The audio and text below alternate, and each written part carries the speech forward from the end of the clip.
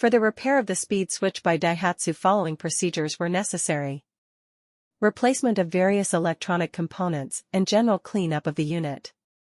For testing we use 24V DC power supply, a variable voltage as input signal and a testing circuit comprised of the rotating disc and a proximity sensor.